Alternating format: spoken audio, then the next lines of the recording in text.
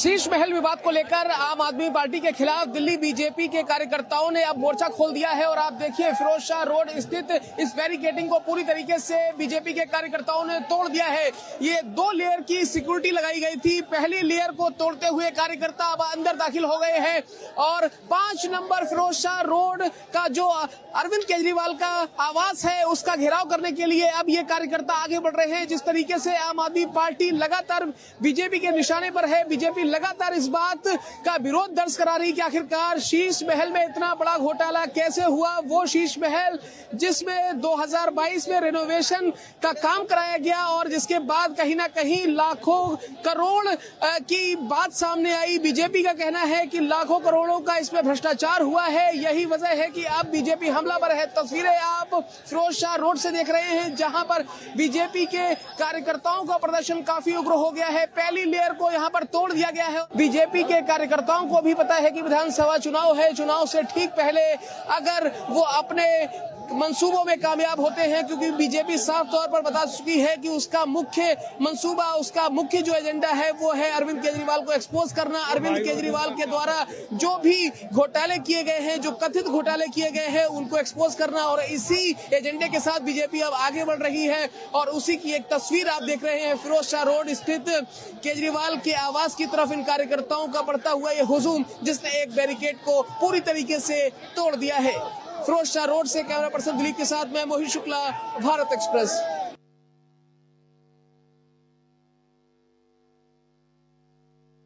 गुजरात के गोधरा में साल 2002 के दौरान साबरमती एक्सप्रेसवे में आगजनी और कार सेवकों के सामूहिक हत्याकांड पर बनी फिल्म द साबरमती रिपोर्ट को सूबे के सीएम योगी आदित्यनाथ ने टैक्स फ्री करने का ऐलान किया है। वहीं फिल्म के अभिनेता विक्रांत मैसी और उनकी टीम को बधाई भी दी। फिल्म देखने के बाद सीएम योगी आदित्यनाथ ने कहा कि मैं द साबरमती रिपोर्ट की पूरी टीम को बधाई देता हूं, जिन्होंने इस सत्य के प्रति अपने दायित्व का निर्वहन करते हुए वास्तविक सत्य को देश की जनता को फिल्म के माध्यम से बाहर लाने का प्रयास किया। हर भारतवासी को द साबरमती रिपोर्ट फिल्म को देखना चाहिए। इस दृष्टि से राज्य सरकार की ओर से हम इस फिल्म को टैक्स फ्री करेंगे। श्री विक्रम मैसी और उनकी पूरी टीम ने जो सराहनीय प्रयास किया है, मैं इसके लिए उत्तर प्रदेश वासियों की ओर से उनका हृदय से अभिनंदन करता हूं। गोधरा स्टेशन के पास जो कुछ भी घटित हुआ था, उस सच्चाई को कैसे झुटलाने का हर स्तर पर प्रयास हो रहा था, लेकिन आखिर वो सच्चाई सामने आई है। इस प्रकार के साहसिक कार्यक्रम को आगे बढ़ाने के लिए इस फिल्म को अधिक से अधिक प्रचार हो, लोग उस सत्य को देखें, इस दृष्टि से होगा। और राज्य सरकार की ओर से हम लोग इस फिल्म को टैक्स फ्री करेंगे। फिल्म द साबरमती रिपोर्ट 15 नवंबर को सिनेमा घरों पर रिलीज हुई और उसको लेकर खूब सुर्खियां बटोरी गई। प्रधानमंत्री नरेंद्र मोदी से लेकर गृह मंत्री अमित शाह ने भी खूब तारीफ करी। वहीं इसके बाद सीएम योगी आदित्यनाथ के विक्रांत मैसी से मुलाकात हुई और ऑफिशियल ट्विटर अकाउंट एक्स पर भी तस्वीरें पोस्ट की गई। अभिनेता विक्रांत मैसी ने भी इंस्टाग्राम पर योगी आदित्यनाथ की तस्वीरें शेयर करी। वीडियो जर्नलिस्ट राहुल चौहान साथ अनुज कुमार, भारत एक्सप्रेस, लखनऊ।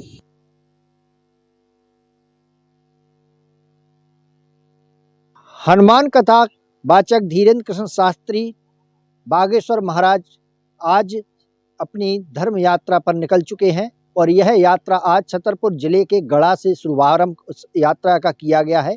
यह यात्रा पैदल मार्ग के द्वारा छतरपुर जिले से टीकमगढ़ जिले के ओरछा मंदिर यानी कि रामलला मंदिर पर पहुंचकर इस यात्रा का समापन होगा, जहां बड़ी संख्या में कई धर्मगुरुओं की मौजूदगी में इस यात्रा का समापन किया जाएगा।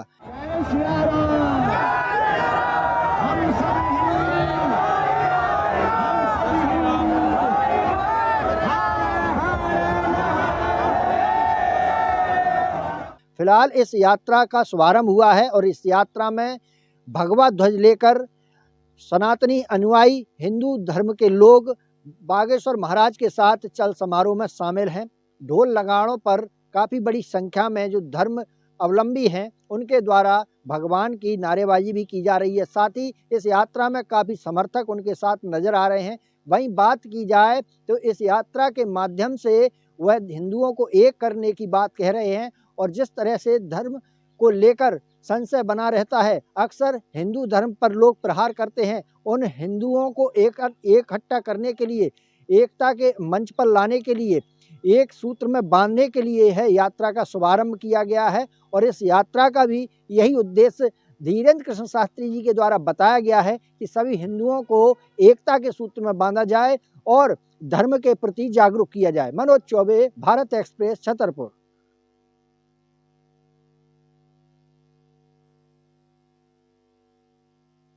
झारखंड में विधानसभा का चुनाव संपन्न हो गया और इसके साथ ही जैसा कि अमूमन होता है, तमाम एग्जिट पोल करने वालों ने अपना अपना अनुमान, अपना अपना आकलन जनता के सामने रखना शुरू कर दिया। लेकिन सत्ता पक्ष हो या विपक्ष, दोनों धड़ों के लोगों के अपने अपने दावे हैं और उन दावों के पीछे अपने अपने तर्क हैं। बीजेपी के चुनाव प्रभारी और केंद्रीय कृषि मंत्री शिवराज सिंह चौहान ने आज पत्रकारों से मुलाकात की और अपनी भावनात्मक मुलाकात में अपनी बातों को रखा। उन्होंने कहा कि एग्जिट पोल पर सवाल उठाना उचित नहीं, लेकिन 3 महीने में झारखंड की गलियों में वो घूमे हैं और उन्होंने जो आकलन किया है उसके मुताबिक झारखंड में बीजेपी की प्रचंड बहुमत की सरकार, या यूँ कहें कि एनडीए की प्रचंड बहुमत की सरकार बन रही है। ऐसा ही दावा दूसरे पक्ष के लोग भी कर रहे हैं। लेकिन इन दावों प्रतिदावों के बीच जनता ने ईवीएम में अपना निर्णय कैद कर दिया है, जो 23 तारीख को लोगों के सामने दोपहर होते होते चला आएगा। उसके बाद ही पता चलेगा कि आखिर किसकी मेहनत रंग लाई और किसकी मेहनत को जनता ने नकार दिया। भारत एक्सप्रेस के लिए कैमरामैन धर्मेंद्र के साथ मधुकर आनंद, रांची।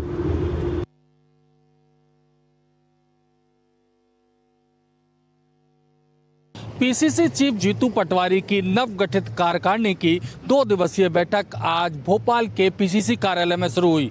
आज बैठक के पहले दिन पॉलिटिकल अफेयर्स की बैठक के साथ साथ विशेष आमंत्रित सदस्यों को भी बुलाया गया था और इसमें संगठन को लेकर तमाम चर्चा की जानी थी और आगामी कार्यक्रम को लेकर भी चर्चा की जानी थी। मगर बैठक के पहले दिन ही यहाँ पर गुटबाजी देखने को मिली और जमकर गुटबाजी देखने को मिली, क्योंकि बैठक में जो आमंत्रित सदस्य थे उसमें वरिष्ठ नेताओं को भी बुलाया गया था, रेड कारपेट तक बिछाया गया था, मगर बैठक में कमलनाथ, दिग्विजय सिंह, अरुण यादव जैसे वरिष्ठ कांग्रेसी नेता उसमें शामिल नहीं हुए।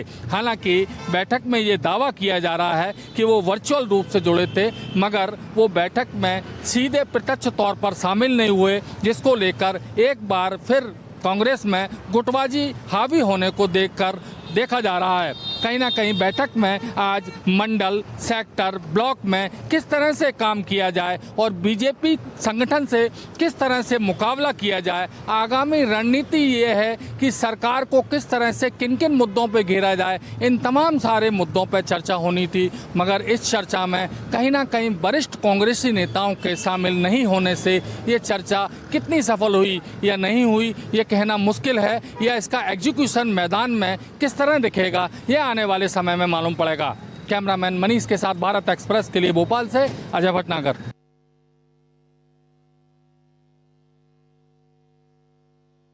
पूर्णिया के निर्दलीय सांसद पप्पू यादव पटना आने के बाद बड़ा आरोप सरकार के ऊपर लगाते हुए नजर आ रहे हैं, खास करके जदयू के ऊपर। पप्पू यादव ने मीडिया से बातचीत में कहा कि पटना आते ही हमें धमकी मिल रही है और ये धमकी जदयू के राष्ट्रीय नेताओं के तरफ से दी जा रही है। हमें जिंदगी से बेदखल करने की कोशिश की जा रही है जदयू के तरफ से, क्योंकि हम दिन रात सड़क पे रहते हैं, जनता के लिए काम करते हैं। जीवनी से साइड करने की साजिश चल रही है तो पूर्णिया से क्या करेगा? ये मेरा शांति भवन और यहाँ का भी इसने फोटो भेजा है। ये कैसे रैकी कर रहा है वो आप देखिए। ये रैकी तो क्रिमिनल को भेजा है ना, क्रिमिनल जो आपको लगातार धमकी दे रहे हैं। जो पाकिस्तान से कोई कहीं अभी जो आया नहीं पाकिस्तान, देखिए ये लड़का कहाँ है, सो देखिए कहाँ से निकल रहा है। कहीं ना कहीं पप्पू यादव के तरफ से बड़ा आरोप लगाया जा रहा है सरकार के ऊपर। हालांकि अगर बात करें एनडीए की या जदयू की, तो अभी तक पप्पू यादव के बयान पर कोई बयान नहीं आया है, लेकिन पप्पू यादव ने बड़ा आरोप लगाया है जदयू के ऊपर। वहीं पूर्णिया में एयरपोर्ट की स्वीकृति मिलने के बाद पप्पू यादव केक काटते हुए नजर आए। उन्होंने कहा कि ये हमारे संघर्ष का परिणाम है कि पूर्णिया में केंद्र सरकार और राज्य सरकार के द्वारा एयरपोर्ट की मंजूरी दी गई। केंद्र और राज्य सरकार देर से आई लेकिन दुरुस्त आई। पटना से भारत एक्सप्रेस के लिए ज्योति। लोक जनशक्ति पार्टी रामविलास के अध्यक्ष चिराग पासवान ने अपने चाचा पशुपति कुमार पारस पर एक बार फिर से हमला किया है। पशुपति पारस ने बयान दिया था कि अब वो एनडीए से अलग होकर अपनी पार्टी को मजबूत बनाएंगे। इसी पर प्रतिक्रिया देते हुए चिराग पासवान ने अपने चाचा पर निशाना साधते हुए साफ तौर पे कहा कि पशुपति पारस कब एनडीए का हिस्सा थे कि वो अब बाहर निकलकर अपनी पार्टी की गतिविधियों में हिस्सा लेंगे। उनकी अपनी पार्टी है, वो जो चाहे अपनी मर्जी से कर सकते हैं। अपनी पार्टी है, ये फैसला उनको लेना है। और देखिए, अलग तो वो होता है जो साथ में हो। वो एनडीए में थे कब?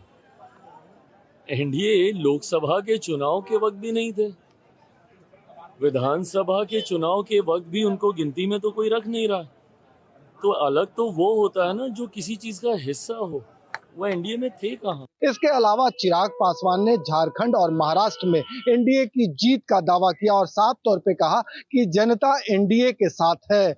जहां तक शिक्षक बहाली के श्रेय में तेजस्वी यादव के बयान की बात करें, चिराग पासवान ने 90 का दशक याद दिलाया और साफ तौर पे कहा कि यदि आरजेडी के पास विजन होता तो 90 के दशक में बिहार से लोग क्यों पलायन किए। यानी एक तरह से चिराग पासवान ने तेजस्वी यादव के साथ साथ लालू प्रसाद और राबड़ी देवी के शासनकाल पर भी निशाना साधा है। चिराग पासवान ने साफ तौर पे कहा है कि नीतीश कुमार 2005 से एक विजन के साथ बिहार को चला रहे हैं और जितनी भी उपलब्धियां हासिल हुई है वो नीतीश कुमार के नेतृत्व में हुई है। सहयोगी कैमरामैन राकेश के साथ भारत एक्सप्रेस के लिए पटना से आशुतोष कुमार।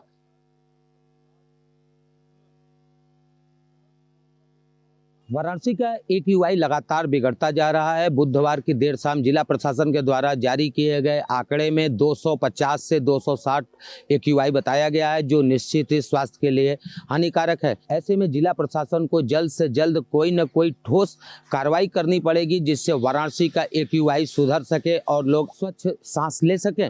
लेकिन जिला प्रशासन की अगर बात करते हैं तो इनके जैसा लापरवाह वाराणसी में अब दिख ही नहीं रहा है। वाराणसी के चेतगंज स्थित एक पार्क में पिछले 3 माह से लगातार निर्माण कार्य जोरों पर है, जो निर्माण कार्य अभी तक पूर्ण भी नहीं हुआ है, जबकि इस निर्माण कार्य को पूरा करने में लगभग 1 हफ्ता मैक्सिमम लगना चाहिए। लेकिन अगर बात करते हैं यहाँ के निर्माण कार्य विभाग का, स्मार्ट सिटी का, नगर निगम का या पीडब्ल्यूडी का, तो वह निर्माण कार्य तो पूर्ण कराना दूर की बात है, निर्माण कार्य में उपयोग होने वाली वस्तुओं को सड़क पर ही बिखरे हुए छोड़े हुए हैं।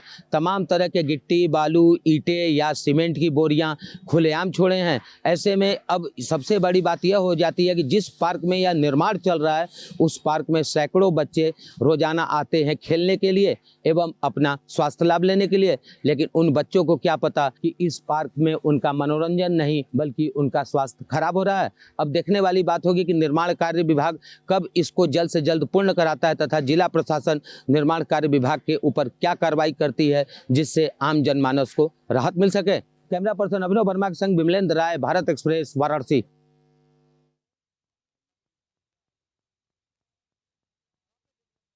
गिर सोमनाथ जिले में भगवान सोमनाथ के सानिध्य में गुजरात सरकार के 11वें चिंतन शिविर का आज आगाज हुआ, जिसमें गुजरात के मुख्यमंत्री भूपेंद्र पटेल सहित मंत्रिमंडल के तमाम पदाधिकारी, सचिव और तमाम जिलाओं के कलेक्टर, जिला विकास अधिकारियों के साथ यह चिंतन शिविर आयोजित किया गया है। 3 दिवसीय चिंतन शिविर की शुरुआत गुजरात के मुख्यमंत्री भूपेंद्र पटेल ने भगवान सोमनाथ की पूजा अर्चना करके की। इस चिंतन शिविर में राज्य सरकार इन तमाम चीजों पर चिंतन करेगी जिससे गुजरात में रहने वाले लोगों का विकास किया जा सके। मुख्यमंत्री भूपेंद्र पटेल के अलावा तमाम वरिष्ठ सचिव भी इसमें हिस्सा ले रहे हैं। राज्य में रोजगार के अवसर, ग्रामीण स्तर पर आय में वृद्धि, सरकारी योजनाओं में सैचुरेशन अप्रोच, पर्यटन विकास में जिलों और स्थानीय निकायों का योगदान जैसे अहम विषयों पर यहाँ पर चर्चा होगी। सेवाओं के सुदृढ़ीकरण के लिए डीप टेक का उपयोग, आर्टिफिशियल इंटेलिजेंस, डेटा एनालिसिस जैसे समयानुकूल विषयों पर विशेषज्ञों का मार्गदर्शन भी यहाँ अधिकारियों को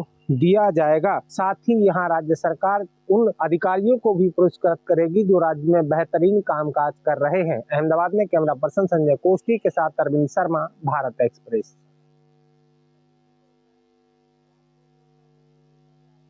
इंदौर में बना BRTS यानी बस रैपिड ट्रांजिट सिस्टम को हटाने के संकेत मुख्यमंत्री डॉक्टर मोहन यादव ने दिए हैं। हालांकि इसको हटाने को लेकर 2 याचिकाएं पहले ही इंदौर की हाई कोर्ट की बेंच में लगी हुई थी। अब उसे जबलपुर हाई कोर्ट में ट्रांसफर कर दिया गया है। हाई कोर्ट ने इसके लिए 5 सदस्यीय एक समिति भी बनाई थी जिसको इसकी उपयोगिता की रिपोर्ट पेश करना थी। 2013 में यह बनकर तैयार हुआ था। 300 करोड़ की लागत से केंद्र सरकार, मध्य प्रदेश शासन और विश्व बैंक के सहयोग से इसे बनाया गया था। 11 किलोमीटर लंबे इस BRTS में 30 से ज्यादा बसें चलती हैं और 50,000 से ज्यादा लोग रोज सफर करते हैं। BRTS के हटने पर इन लोगों को भी जाम की परेशानी का सामना करना पड़ेगा। यहाँ के BRTS को हटाएंगे इंदौर के, और इसमें माननीय न्यायालय के सामने भी ये पक्ष रखेंगे।